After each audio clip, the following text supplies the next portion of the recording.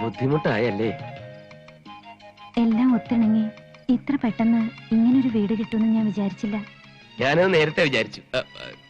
എന്നാലും എത്ര നാളെന്ന് വെച്ചാ ഈ വാശിയിൽ ഇങ്ങനെ കഴിയുക? വാശിയെന്ന് വെച്ചാ വാശി തന്നെ. ചെറുപ്പം മുതലേ ഞാൻ അങ്ങനെ. സത്യമായിട്ടും നാളെ മുതൽ കൂലിപ്പണിക്ക് പോവോ? പോവും. അതിന് നീ എന്നെ തടയരുത്. ഇതെന്റെ പേഴ്സണൽ വൈരാഗ്യമാണ്. അങ്ങേര് മറ്റേടത്ത മാട്ടുപ്പെട്ടി മഹാദേവനാണെങ്കിൽ ഞാനയുടെ മകനല്ലേ? എനിക്ക് വലിയ അഭിമാനം. പിന്നെ മോളെ, പുറത്തേക്ക് ഇറങ്ങി ആരുമായിട്ടും വർത്താനം പറയണ്ട. നമ്മുടെ സ്റ്റാറ്റസിന് പറ്റിയ ആൾക്കാരേ അല്ല, ചേരിയാ. നുണയെ പറയൂ. എന്നെ പറ്റി പറയുന്ന ചില നുണകൾ കേട്ടാ നീ ഞെട്ടിപ്പോ. ആരെന്ത് പറഞ്ഞാലും ഞാൻ വിശ്വസിക്കില്ല. എനിക്ക് എന്റെ ബാലേട്ടനെ എന്നും ഇങ്ങനെ കണ്ടാ മതി. എന്നും ഇങ്ങനെ കാണും. അതാ എന്റെ പേടി. അതെന്താ? അല്ല, മോളുടെ ഈ വിശ്വാസം മാത്രം മതി എനിക്ക്. നീ ധൈര്യമായിട്ട്. ആരാത്? ചേരിയിലെ ഏതെങ്കിലും നുണയന്മാരായിരിക്കും. മോൾ ഇവിടെ ഇരുന്നാ മതി, അങ്ങോട്ട് വരണ്ട. ഞാൻ പോയി നോക്കിച്ചു വരാം.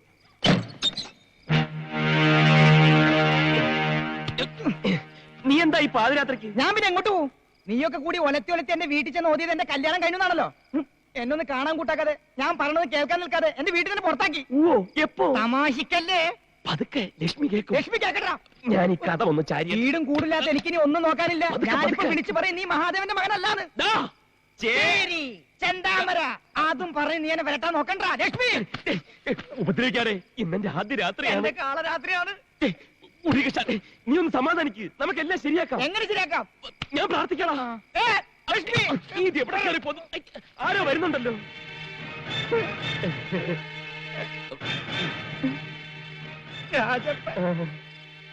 കണ്ട, പ്രാർത്ഥിച്ച ഫലം ഉണ്ടാവും. പോയി എവിടെയെങ്കിലും രക്ഷപ്പെട്ടു. ബാക്കിയാണ് ഞാനേറ്റ്. അങ്ങോട്ട് അവിടെ പോകുന്നു. രക്ഷപ്പെടാം. അവിടെ ഫസ്റ്റ് നൈറ്റ് നടക്കില്ലയോ? വേറെ എവിടെയെങ്കിലും പോയി രക്ഷപ്പെടും. അവന് നിന്നെ മനസ്സിലായിട്ടില്ല. പോയി രക്ഷപ്പെട്ടോ.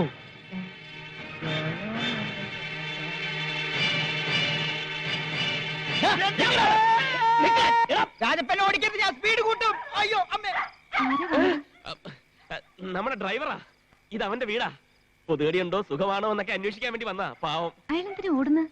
എന്തോ അത്യാവശ്യം ഉണ്ടെന്ന് പറഞ്ഞു. ഓടുന്നുണ്ടല്ലോ. അയാൾക്ക് എന്തെങ്കിലും ഒരു അത്യാവശ്യം കാണും. ചേരി പ്രദേശമല്ലേ. നീ വാ. നീ എന്റെ പഴം ചവിട്ടി പിതുക്കരുത്. എടി ചാന്തേ, ഇങ്ങോട്ട് വാടി. നമ്മുടെ മോളും മരുമോനും ഊട്ടിക്ക് പോയിരിക്കുന്നു. ഹണിമൂണിന്. അതിന് നിങ്ങൾ എന്തിനാ എങ്ങനെയായിരുന്നു തൊള്ള ഉറക്കുന്നേ? മോൻ ഫോൺ ചെയ്തപ്പോ കേട്ടതല്ലേ? നീ അപ്പൊ ശരിക്കും കേട്ടിട്ടുണ്ടാവില്ല.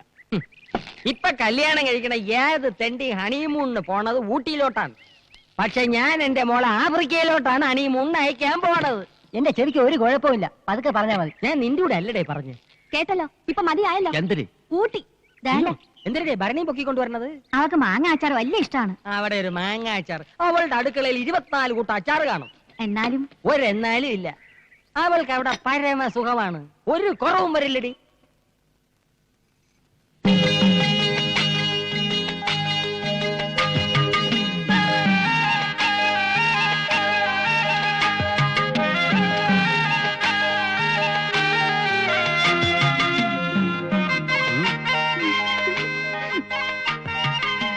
എന്റെ അച്ഛൻ മാട്ടുപ്പെട്ടി മഹാദേവനോടുള്ള വാശി ഇന്നു മുതൽ ഞാൻ ആരംഭിക്കുകയാണ്. മനസ്സിലായില്ലേ? ആദ്യത്തെ ലോഡിറക്കാൻ പോവാണെന്ന്. എനിക്ക് വേണ്ടി പ്രാർത്ഥിക്കണം.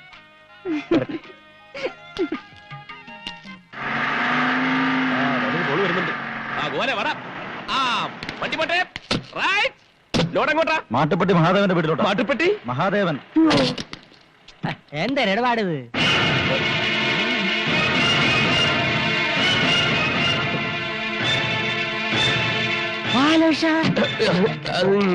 ഞാനല്ല.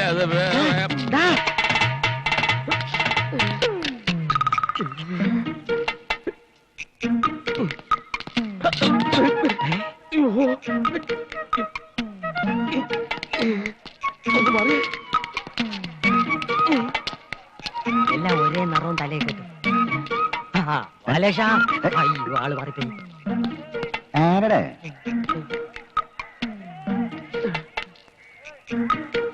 ആളെ മനസ്സിലായില്ല. പോയെന്നാ തോന്നും. രക്ഷപ്പെട്ട്.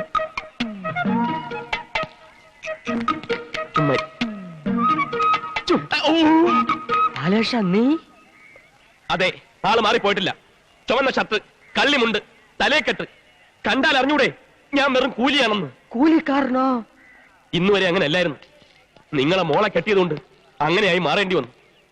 അച്ഛനെ അറിയിക്കാതെ പെണ്ണ് കെട്ടിയ കുറ്റത്തിന് എന്നെ വീട്ടിൽ കയറ്റില്ല. അതെനിക്കൊരു വാശിയായി. ആ നിമിഷം ഞാൻ പ്രഖ്യാപിച്ചു, എന്റെ അച്ഛൻ മഹാദേവനെ പരസ്യമായി നാറ്റിക്കുമെന്ന്. അതിന് ഞാൻ കണ്ടെത്തിയ മാർഗമാണ് ഈ കൂലിവേഷം. ഞങ്ങൾ എവിടെയാ താമസിക്കുന്നത് അറിയാവോ? ചേരിയില്, ചേരിയില്.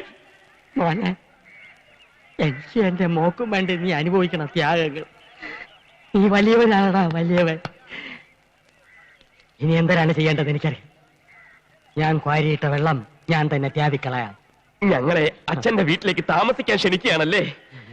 അതിന് മാത്രം അച്ഛൻ എന്നെ നിർബന്ധിക്കരുത്. ശരി, അങ്ങനെ അങ്ങോട്ട് നിർബന്ധിക്കുകയാണ്. അച്ഛാ, അച്ഛാ, അച്ഛാ, അച്ഛാ, അച്ഛൻ എന്താ ഒന്നും മിണ്ടാത്തത്? പ്രശ്നങ്ങളൊക്കെ തീർന്നു, ഞങ്ങൾ കൂടെ വരാൻ തയ്യാർ. മഹാദേവന്റെ വീട്ടിലോട്ട് പോട്ട്. അയ്യോ, അയ്യോ, മഹാദേവന്റെ വീട്ടിലോട്ടാ?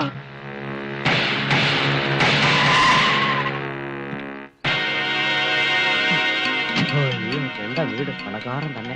ആ, ആരാ? ഞാനാ. ഞാനെന്ന് പറഞ്ഞ അറിഞ്ഞൂടെ? ഞാൻ കുബേര, കുമാർ കുബേര. ഇരുന്നാട്ടെ. ഇരിക്കാം. ഒരു തരത്തിൽ പറഞ്ഞ ഞാനും താനും തന്തമാര. താൻ തന്റെ മോന്റെ തന്ത, ഞാൻ എന്റെ മോടെ തന്ത. ഈയിടെ തന്റെ മോൻ ഒരു പെണ്ണിനെയും കെട്ടിക്കൊണ്ട് ഇവിടെ വന്നു. താൻ അവരെ പള്ളു വിളിച്ച് പുറത്താക്കി. ശരി എന്നെ. ഇനി തുറന്നങ്ങോട്ട് പറയാം, എന്റെ മോളെയാണ് തന്റെ മോൻ കെട്ടിയിരിക്കണത്. കയറ്റി ഇരുത്തിട്ട് ഇറങ്ങിപ്പോവാൻ പറയില്ല. നമുക്കെല്ലാം പറഞ്ഞു ഒതുക്കാം. ഒരു ഒത്തുതീർപ്പിന് ഞാൻ തയ്യാറല്ല. ഇല്ലെങ്കിൽ തന്റെ മോൻ മുഴുനീള കൂലിയായി പോകും. ഓട്ടടോ. എന്നാലും മാട്ടുപ്പെട്ടി മഹാദേവന് ഈ നാട്ടിലൊരു വിലയുണ്ട്. വിലയിടിയാൻ തന്റെ മോൻ കെട്ടിയിരിക്കുന്നത് ഒരു പിച്ചക്കാരന്റെ മോളയല്ല, എന്റെ മോളയാണ്. കുബേര അണ്ടി കമ്പനി, കുബേര കേറ്റിയർ കമ്പനി, കുബേര ജൗളിക്കട, കുബേര ബ്ലേഡ് കമ്പനി, ഇതിന്റെയൊക്കെ മുതലാളിയാണ് ഞാൻ. സ്വർണത്തിന് ഇത്തിപ്പൂരം വില കുറഞ്ഞെങ്കിലും ഞാൻ 250 പവൻ കൊടുത്തു. ഇനിയും വേണോ തരാം. സ്ത്രീയനം വേണോ അതും തരാം. പക്ഷെ ഞാൻ പോലീസിന്റെ പറയൂല. മകന്റെ അച്ചു വീട്ടിൽ നിന്ന് കൊണ്ടിരുന്ന സമ്പാദ്യം കൊണ്ട് തിന്നു കഴിയേണ്ട ഗതികേട് മഹാദേവനില്ല. സ്വത്തും പണവും ഞാൻ പ്രശ്നമാക്കിയിട്ടില്ല. അവൻ കെട്ടുന്ന പെണ്ണിന് തറവാടിത്തം, അന്തസ്, അഭിജാത്യം, ഇത് മൂന്നും വേണം. ആ മൂന്നെണ്ണം എനിക്ക് കൊണ്ടുപോവാ. ഇല്ല, നിങ്ങൾക്കതില്ല. ഉണ്ടായിരുന്നെങ്കിൽ ചെറുക്കന്റെ വീട്ടുകാരുമായിട്ടൊന്ന് ആലോചിച്ചേനെ. ചെറുക്കന്റെ തന്ത മരിച്ചിട്ടില്ലല്ലോ. ഇല്ല, എന്റെ അനുവാദമില്ലാതെ നടന്ന ഈ വിവാഹം അംഗീകരിക്കാൻ ഈ മാട്ടുപ്പെട്ടി മഹാദേവൻ അത്ര വിശാല മനസ്കനൊന്നുമല്ല. ഒരേ ഒരു മോനല്ലേ ഉള്ളൂ. ഒന്നുകൂടി ഒന്ന് ആലോചിച്ചിട്ട്. എനിക്കൊരു മകനുണ്ടായിരുന്നു. അവൻ മരിച്ചിട്ട് ഒരാഴ്ചയായി. അയ്യോ, നാക്കി കുരുവരണ വർത്താനൊന്നും പറയല്ലേ. താൻ മാട്ടുപ്പെട്ടി മഹാദേവനല്ല, മാട്ടുതൊട്ടി മഹാദേവൻ. മാട്ടുപട്ടി. വണ്ടിയുടെ എന്താ ഇത്? കൊറേ നേരായാലും എന്നെ പിടിച്ചിവിടെ നിർത്തിയിട്ട് എന്താ കാര്യം? അത് അച്ഛനോടുള്ള പ്രതികാരം തീർക്കാൻ പോയിട്ട് വന്നപ്പോ തുടങ്ങിയതാണല്ലോ ഈ ടെൻഷൻ. എന്താ വല്ലൊരു കളിയാക്കിയോ? കാണും കാണും. മഹാനായ മഹാദേവന്റെ ഒരേ ഒരു മോനല്ലേ കൂലിപ്പണിക്ക് ഇറങ്ങിയത്. കളിയാക്കാണ്ടിരിക്കോ? ലക്ഷ്മി, ഇപ്പോ പറയാനും വയ്യ പറയാതിരിക്കാനും വയ്യ എന്നൊരവസ്ഥയിലാണ് ഞാൻ. എന്നാ പറ. നീ മാട്ടുപ്പെട്ടി മഹാദേവന്റെ മോനല്ല ആണോ? അല്ല. അല്ല എന്ന് പറയാം. എന്തിരിത്ര കുമ്മിട്ടം? കായ ഉണ്ടായ ശേഷം ആദ്യമായിട്ടാണ് എന്റെ മാനം കിടന്നത്. അതിന്റെ മനോഷവും തീർക്കാൻ രണ്ടാണോ അടിച്ചിട്ടാണ് വന്നിരിക്കുന്നത്. ഇങ്ങനെ ഒരു മാനെ പറ്റി എന്തെങ്കിലും സ്നേഹമോ ദൈവം ഉണ്ടായിരുന്നേ അയാൾ എന്റെ കൂടി വർത്തമാനം പറയാമായിരുന്നോ? അപ്പൊ ഒന്നും അറിഞ്ഞില്ലല്ലേ? വെറും വൃത്തികെട്ട മനുഷ്യൻ. നിന്റെ തന്തിയായതുകൊണ്ട് പറയല്ല. വെറും തറ തൊട്ടി ഒരു കൾച്ചറും ഇല്ലാത്ത തെണ്ടി. അയക്ക് പഠിപ്പില്ലടേ. അച്ഛാ, നീയൊന്നും പറയണ്ട. എന്തിനാണ് എടുക്കുള്ള വെച്ച് എടുത്തോണ്ട് വാ, നമുക്ക് വീട്ടിൽ പോവാം. അതേന്നെ ഞാനും പറഞ്ഞത്. നീ എളുപ്പം പോയി പെട്ടി ശരിയാക്ക്. എന്റെ ഷർട്ടെല്ലാം എടുത്ത് വെക്കണേ. നിന്റെ ഷർട്ട് എന്തിനാണ് എടുക്കണത്? ഞാൻ എവിടെ മാത്രമേ കൊണ്ടുപോകുള്ളൂ. കൊച്ച നീ പ്രതികാരം ചെയ്യേ, ജേരി താമസിക്കുക, ചുമടെടുക്കുക, എന്തൊരു പുല്ലുള്ളിലും ചെയ്. പക്ഷെ എന്റെ മോളെ ഈ ഓലക്കുരയിലിട്ട് നരയിപ്പിക്കാൻ ഞാൻ വിട്ടു തരൂല. നീ നിന്റെ തന്തയാനെ തൊപ്പിച്ചിട്ട് അയളുമായിട്ട് എന്റെ വീട്ടിൽ വാ. അപ്പൊ ഞാൻ മോളെ തരാം. ഞാൻ വരില്ല. അതുവരെ ഞാൻ ഇവിടെ കഴിഞ്ഞോളാം. നീ വരും. അവള് കുബേരയുടെ മോളാണ് എന്റെ കൂടെ വരും. എടി, അവന്റെ അച്ഛനെ ആട്ടി പുറത്താക്കിയപ്പോ ഞാൻ തീരുമാനിച്ചാണ് നീ മഹാദേവന്റെ മോനായതുകൊണ്ടാണ് എന്റെ മോളെ തന്നത്. ഇനി നീ മഹാദേവന്റെ മോനായിട്ട് വാ. വെട്ടിറേ. വരൂല്ല. ആടി എടി വരെ. ഇല്ല ബാലേട്ടാ, എന്നെ പറഞ്ഞയക്കില്ല ബാലേട്ടാ. ഇല്ല ബാലേട്ടാ. പോവാൻ നേരത്താണ് അവക്ക് ഭർത്താവും കൂടി ഒരു സ്നേഹം. ബാലേട്ടാ, എന്നെ കൊണ്ടുപോകണം. വണ്ടി താടിക്ക് തീ പിടിക്കുമ്പം ബീഡി കത്തിക്കരുത് ഉണ്ണികൃഷ്ണ. എങ്ങനെ ചിരിക്കാതിരിക്കും?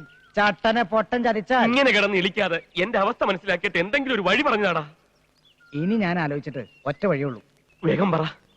നിനക്ക് വേണ്ടി ഞാൻ പ്രാർത്ഥിക്കാം. ശവത്തി കുത്തരുത്. എന്നെ കുരുക്കിന്ന് ഊരാക്കുടിക്കിലേക്ക് ആക്കിയതിന് ദൈവം ഓൺ ദി സ്പോട്ടിൽ തന്ന ശിക്ഷയാണത്. അല്ലെങ്കിലും അവളെ കൊണ്ടുപോയതിന് നിനക്കെന്തത്ര വിഷമം? നിന്റെ പ്ലാൻ പോലെല്ലാം നടന്നില്ലേ? കൂടെ താമസിക്കാൻ അസലൊരു പെണ്ണും പിന്നെ അവളുടെ സ്വർണവും മറ്റോ അടിച്ചു മാറ്റിട്ടുണ്ടെങ്കിൽ അത് നിനക്ക് മുതലായില്ലേ? ഇനി അവള് പോയാലെന്ത് വന്നാലെന്ത്? ഉണ്ണികൃഷ്ണ, അവളെന്റെ ഭാര്യയാണ്. ഭാര്യ? ആ വാക്കിന്റെ അർത്ഥം എവിടെ നിനക്ക്? അറിയില്ലായിരുന്നു ഇതുവരെ. ഇല്ലാ കഥകൾ പറഞ്ഞ് കല്യാണം കഴിച്ചപ്പോഴും 2.5 കോടി വരുന്ന സ്വത്തിന്റെ ചിന്തയെ എനിക്കുണ്ടായിരുന്നുള്ളൂ. ജീവിതത്തെക്കുറിച്ച് അറിയില്ലായിരുന്നു. ഈ സ്നേഹത്തിനൊക്കെ ഇത്ര ശക്തി ഉണ്ടോടാ? നീ ആ ചേരിയിലെ പെണ്ണിനെ പ്രേമിച്ച് പിന്നാലെ നടന്ന് തല്ലുകൊള്ളുന്ന കണ്ടപ്പോ ഞാൻ കരുതി നിനക്കൊക്കെ മുഴുവട്ടാണെന്ന്. ഇപ്പൊ മനസ്സിലായി. 3 ദിവസം കൊണ്ട് 3 വർഷത്തെ സ്നേഹം ഞാൻ അറിഞ്ഞടാ. എനിക്കവളെ പിരിയാൻ വയ്യ. ദൈവമേ, ഇതേ കൂലി സാഹിത്യം പറയണേ. അപ്പൊ ഇത് അത് തന്നെ പ്രേമം. തലയ്ക്ക് കൊണ്ടാ. അപ്പൊ മുതലാളിയായാലും തൊഴിലാളിയായാലും പ്രേമം എന്നൊക്കെ പറഞ്ഞാ ഒന്ന് തന്നെ അല്ലേ? സത്യമെല്ലാം തുറന്നു പറഞ്ഞേക്കട്ടടാ. നീ വരൂ എന്റെ കൂടെ. ഇല്ല, ഈ തല്ലുകൊള്ളു പരിപാടി എല്ലാം ഞാൻ നിർത്തി. നീ അവിടെ ചെന്ന് ഓരോന്ന് പറഞ്ഞ് വെറുതെ ശരീരം കേടാക്കാൻ നോക്കണ്ട. ഞാൻ തീരുമാനിച്ചു. എല്ലാം പറഞ്ഞിട്ട് ഞാൻ അവളെ വിളിക്കും. ഒരു കൂലിയായി എന്റെ കൂടെ ഇറങ്ങി വരാൻ തയ്യാറാണോ എന്ന് ഞാൻ ചോദിക്കും. വന്നില്ലെങ്കിലോ? വന്നില്ലെങ്കിൽ വരാതിരിക്കോടാ. എന്തായാലും ഇന്നെല്ലാം ഒന്ന് കലങ്ങി തെളിഞ്ഞാൽ രണ്ടാലൊന്ന് അറിയാൻ പറ്റും. എന്റെ ജീവിതവും രക്ഷപ്പെടും. വാ, വാ. ആ, നിക്ക്. നമ്മൾ ആദ്യം പോകുന്നത് നിന്റെ പെണ്ണിന്റെ അടുത്തേക്കല്ല, പിന്നെ എന്റെ അച്ഛന്റെ അടുത്തേക്ക്. സത്യാവസ്ഥ ബോധിപ്പിക്കണല്ലോ. ഓ. ഞാൻ പെണ്ണ് കെട്ടിയിട്ടില്ല എന്ന് അറിയിക്കണമല്ലോ. എന്നിട്ട് നിന്റെ കൂടെ ഞാൻ എന്തിനു തയ്യാറാ? ഓക്കെ? ഓക്കെ.